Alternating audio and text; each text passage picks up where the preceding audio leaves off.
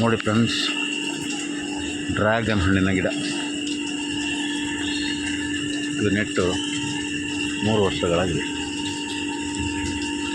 2 ವರ್ಷದಿಂದ ನಮಗೆ ಹಣ್ಣನ್ನು ಕೊಡ್ತಾ ಬಂದಿದೆ.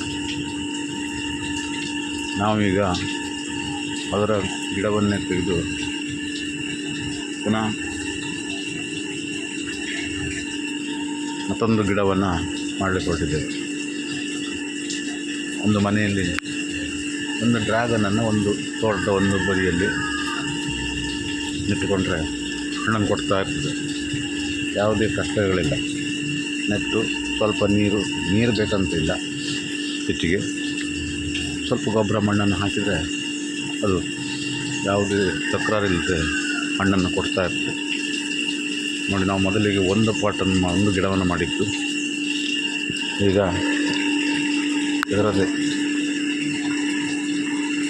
ಇನ್ನೊಂದು ಗಿಡ, ಹಾಗೆ